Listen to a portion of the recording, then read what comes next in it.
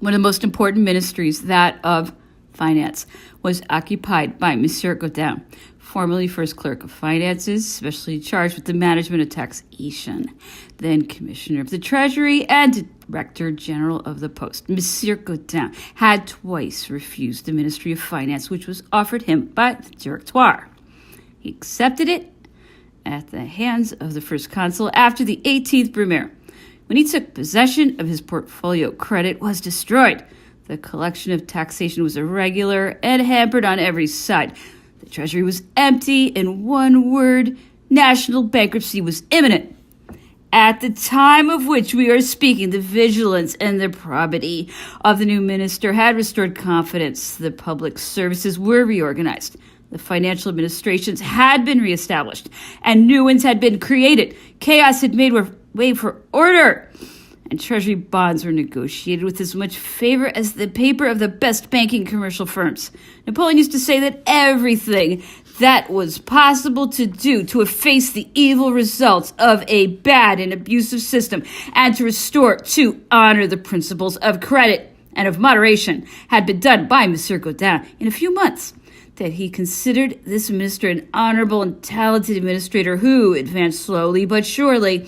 He used to add later that what Monsieur Gaudin had done during the first moments had been maintained and perfected during the 15 years of his wise management, and that he had had no need to reverse any one of the measures taken because his knowledge was certain and the result of a long experience. General Berthier was at that time Minister of War. Napoleon, accustomed to the regularity and precision with which he had always executed his orders when attached to him as chief of his staff, both in Italy and in Egypt, had confided this department to him. As a minister, Berthier always remained General Bonaparte's chief staff officer. Nature had intended him for this part. He never raised himself above it. He was considered to be weak of mind and wavering in character. The first consul had entrusted him with various missions in which he had acquitted himself well under his direction. Napoleon, who held him in true affection, loaded him with gifts and honors till the end of his long reign. The portfolio of the Admiralty was in the hands of Admiral de Craye. He owed his advance to his hearty bravery and to the skill which he had displayed in the various commands which had been entrusted to him. He had plenty of wit and knowledge, and his conversation abounded in sallies. He was industrious and an upright administrator, but he did not quite suit Napoleon, who blamed him for having no initiative and for being hostile to all active operations. De Craye did not like to absent himself. It was said that he feared that he might be supplanted in his absence. Nevertheless, in a moment of ill temper and of discouragement, he sent in his resignation. Napoleon desired to keep him, wrote to him, and sent him Cabaceres, his usual confidant, to invite him to withdraw his resignation. De Craye is said to have protected men who did not merit his preferences and to have neglected a number of good sailors whom he did not like, a line of conduct which created him numerous enemies. Napoleon saw France's need of a strong and powerful navy, but his plans of maritime expeditions on which he exhausted the resources of his genius were not crowned with the success he had hoped for. He saw himself forced to postpone to a more favorable opportunity his projects of developing this important branch of our national defense, an instrument indispensable for combating the supremacy of England and for dictating peace to a government which fomented and financed all the coalitions against France. De Craye, it may be added, was devoted to the head of the government, varied in its duties. The Minister of the Interior was at that time Monsieur Chaptal. He was not only a very distinguished savant, his varied knowledge of agriculture and commercial matters, his application of chemistry to the industries and the arts, his talents as administrator, and his studies on public education had pointed him out as the right man to direct a ministry so wide and so varied in its duties. Monsieur Abrial, formerly a lawyer, who had honorably fulfilled various missions during the Revolution, of which he had been a temperate partisan, and not long before had occupied the post of public prosecutor at the Court of Cassation, conducted with zeal and probity the reorganization of the magistracy in the important post of Minister of Justice. He was replaced only a few months later by Renier, the counselor of the state, who afterwards became Duc de Massa, when, after the suppression of the Ministry of Police, the duties of this department were united to those of the Grand Judge, Minister of Justice. The public treasury was administered by Monsieur Barbet Marbois, at one time governor of Saint Domingo, Haiti. He had rendered important services in the administration of this colony, effecting useful reforms, repressing abuses, and ameliorating its financial position. Appointed member of the Conseil des Anciens, the Council of Ancients, he had been proscribed as royalist on the 18th Fructidor, condemned to transportation, and sent out to Guyana. Accustomed to the climate of Saint Domingo, he remained untouched by the diseases which proved fatal to most of his companions in misfortune. At the time of the revolution of the 18th Brumaire, he was on the island of Oleron, whither he had gained permission to transport himself. The first consul had recalled him from exile. He had appointed him counselor of state, and then, after the death of Monsieur Dufresne, director of the public treasury, a post which had just been raised to cabinet rank. Monsieur de Marbois' reputation as a strict and upright administrator and the spirit of order with which he was endowed were a guarantee of a sure and vigilant guardian to the public purse. Monsieur Portalis, one of the chief writers of the Civil Code, a man endowed with irresistible eloquence and vast erudition, had at this time the management of ecclesiastical affairs. He was later on promoted to the rank of Minister of Religious Worship. His conciliating spirit, his great knowledge of law, and his rare qualities as a convincing and florid orator were very useful in his relations with the clergy. There was a Secretary of State whose duty it was to uphold the pen at the Council of Ministers presided over by the consuls, to communicate the decisions and decrees to the heads of the various departments, to countersign them, and to hold in his keeping all private papers and secrets of state. Although at that time he did not enjoy the title of minister, the Secretary of State filled an analogous post, his functions consisting in completing the work of the other departments and even supplanting them in certain of their duties. This post had been confided to Monsieur Marais, afterwards Duc de Bassano.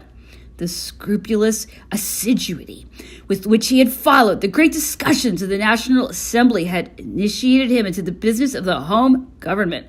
He had been the first writer of the reports of the sittings of that assembly, reports which were the foundation of the Moniteur, over whose creation he had presided.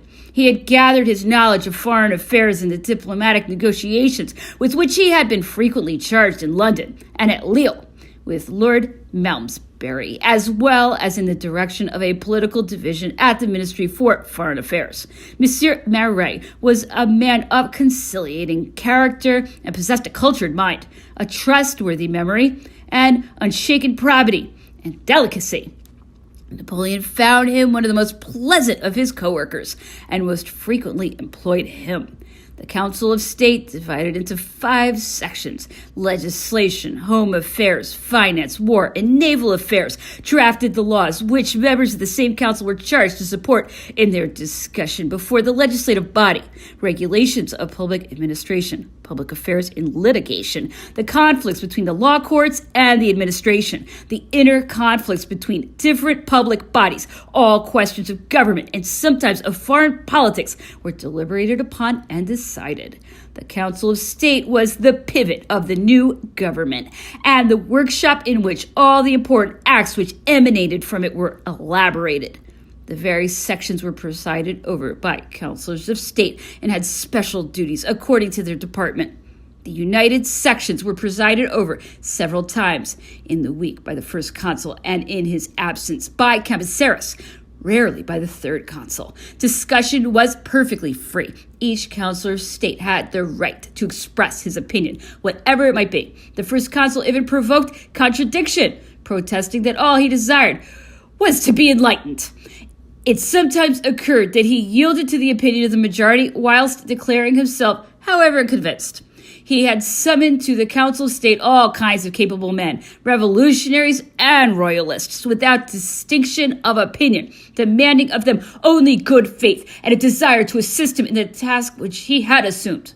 The council was in consequence a rare composition of eminent and varied talents, all combining with equal zeal towards a common object.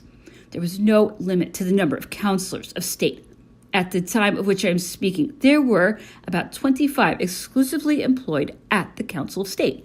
There were about 12 employed on extraordinary services, that is to say, fulfilling various functions with the title of Councillor of State.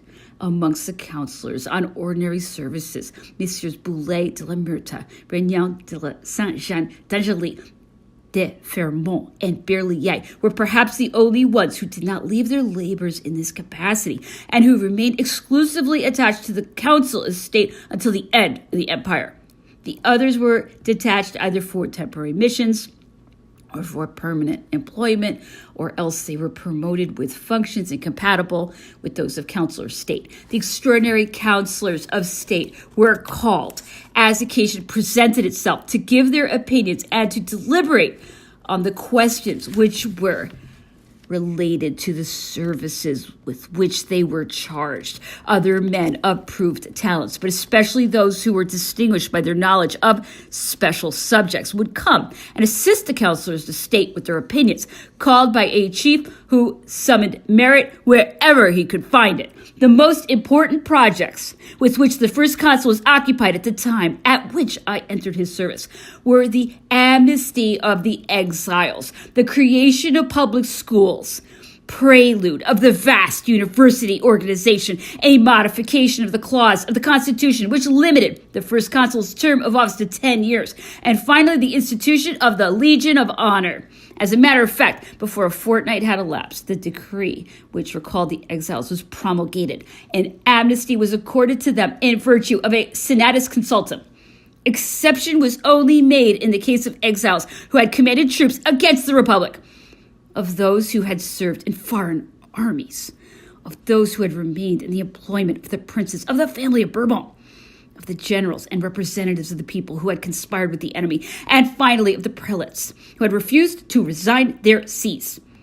It was ordained that the number excluded from the amnesty should not exceed 1,000, and that this number should be reduced to 500 in the course of the year. 9/10 of the 150,000 Frenchmen who had emigrated and who formed an anti-national population abroad had emigrated by fear, under compulsion, or with chimerical hopes, which were soon dispelled. Little danger was to be feared from their return home. More important was the question of giving back estates which had not been sold, because this question, above all, interested the most important and the most hostile families. To retain their estates was to throw them into violent opposition to the government. To give them back in totality was to destroy all feeling of gratitude. Forest lands constituted an immense wealth in the hands of the principal exiles. A middle course was adopted by which estates of forest land exceeding 300 arpents were not restored to their former owners. By this decision, the government alienated families whose possessions consisted mainly of forest land, but the individual restitution which the emperor made won him back these families. It was thanks to this restoration of their estates, and in particular to that of the forest lands, although this latter restitution was a limited one, that the aristocracy, with the aid of the restoration, was able to constitute those large landed estates which have become the appanage of what it is conventional to call the Faubourg Saint-Germain, and to concentrate very large fortunes upon them. Be it said that this act of policy, at one and the same time bold, hardy, and generous, due entirely to the position of the first consul, which enabled him to defy any evil consequences which it might have had, showed the strength of the new government. It was generally approved of and was only blamed by a small number of Republicans and by some of the generals. It pained them to see the vanquished, whom they could not help considering as enemies, sharing the spoils with the victors. This law was promulgated in the form of a senatus consultum. Napoleon had felt on his accession to power that it was necessary for him to surround the indispensable reforms which he was meditating with formalities sufficiently important to disguise their arbitrary nature and to give them greater guarantee of stability. He had, in consequence, resolved to associate the first body in the state with the great operations of the government in certain cases, which, as it happened, were very rare. As time went on, he extended this participation in the sovereign authority. This interference of the Senate in the principal political acts might have its objections. It was, however, thought that the principal danger arising from the new powers with which this body was endowed could be avoided by granting it the privilege of pronouncing senatus consulta only on the proposal of the head of the government. The Senate respected this initiative during the prosperous days of the empire, but seized upon it as soon as it could do so with impunity and turned against the man who had created, honored, and aggrandized it, the weapon which he himself had placed in its hands.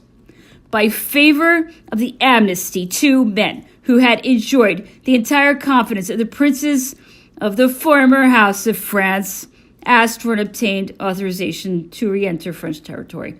One of them, the Baron de Breteuil, was introduced to the first consul, who was very glad to converse with him, hearing from this important witness curious details on his diplomatic mission and acquiring particular information on the councils held by the princes. Monsieur de Breteuil had asked permission to present his nephew to the first consul, whom he begged to employ him in his administration. Young Breteuil was favorably received, appointed auditor at the Council of State, afterwards nominated to the stewardship of the Austrian provinces ceded by the Peace of Pressburg, and later on nominated to various prefectures in the interior of the empire and beyond the Rhine. He served with zeal till 1814, at which epoch old remembrances resumed all their empire over him. I must add, to be just, that the nephew of Baron de Breteuil always preserved great gratitude for the way in which Napoleon received him in his youth. The other exile who had returned home was Monsieur de Calonne. He did not long enjoy the benefits of the amnesty, for he died 1 month after his return to France. His struggles against the nobility and the parliaments, a series of difficult intrigues, his unfulfilled ambitions, and his lost illusions all shortened his days. He had not, however, given up all hope of being able to impose his financial schemes. He relied upon his brilliant intelligence and his facility of argument to win over the first consul. One of his friends, with whom I had some relations, pressed me to get him admitted to an audience, convinced that if Monsieur de Calonne could once be heard by the first consul, his cause would be won. The first consul, however, refused to see him, his mind being fully made up on the value of the financial resources of this minister and on the want of stability of his principles. He was not, moreover, in the least inclined to change his minister of finance for anybody else. One of his brothers having asked him to put Monsieur Vaudreuil, Councillor of State, and a man of much talent and intelligence, at the head of the Ministry of Finance, Napoleon had answered him, "I fully acknowledge all that your protege is worth, but it might very easily happen that, with all his intelligence, he would give me nothing but fresh water, whilst with my good Godin, I can always rely on having good crown pieces." Whilst the first consul was preparing to reopen the doors of France to the exiles, he was closing them to the individuals whose enmity was not to be diminished by all the indulgence of the government. Mesdames de Damas and de Champcenetz were in correspondence with the enemies of the state. Madame de Damas, who had drawn attention to herself by her extreme opinions and by her unceasing attacks against the government, had sheltered Hyde and Limolin, who had taken part in the conspiracy of the infernal machine of the Third Niveaus. She was conducted to the frontier by the police and sent to join her husband, the exile, abroad. Madame de Champcenetz, who was the daughter of a Dutchman called Potet, received orders to return to her own country. She corresponded regularly with Monsieur de Vaudreuil, who was one of the members of the Comte d'Artois Council, to which the Bishop of Arras, Dutai, Willow, and the Swiss Colonel Baron de Rol and others also belonged.